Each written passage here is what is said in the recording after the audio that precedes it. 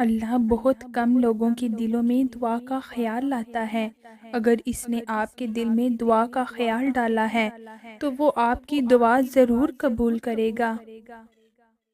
ایک دن آپ بیدار ہوں گے اور دیکھیں گے کہ آپ کی دعا آپ کی آنکھوں کے سامنے قبول ہوتی ہے، اور اس وقت آپ خوشی کے آنسو روئیں گے۔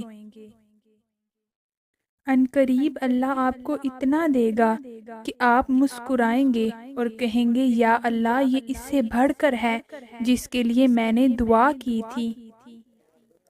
آپ نے کسی انسان سے تھوڑی مانگا ہے، آپ نے تو اللہ سے مانگا ہے جو ناممکن کو ممکن کر دینے پر قادر ہے۔ قرآن کی آیتیں واقعی حوصلہ دیتی ہیں، جو حوصلہ مل کر آپ کو آپ کے ارد گرد کے لوگ نہیں دے سکتے۔ وہ حوصلہ آپ کو قرآن کی ایک آیت دے دیتی ہے۔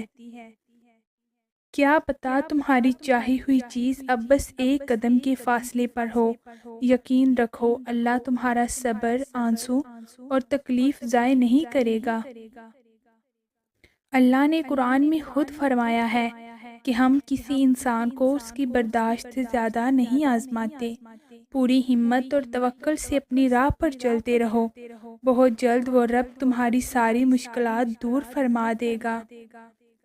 تاخیر کی وجہ سے جو تم نے ہمت ہار دی ہے، کیا کبھی سوچا ہے کہ اگر وہ اگلا لمحہ ہی معجزوں کا ہوا تو؟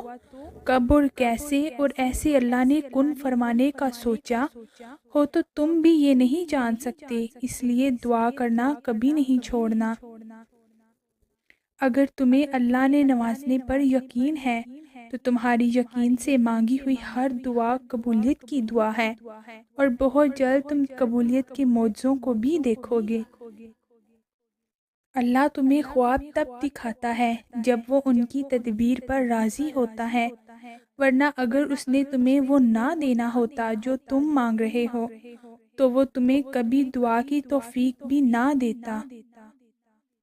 میں نے سسک کر کہا، یا اللہ، میرے ہاتھ خالی ہیں، تو اللہ نے قرآن سے جواب دیا، اور جلد ہی آپ کا رب آپ کو اتنا دے گا کہ آپ خوش ہو جائیں گے۔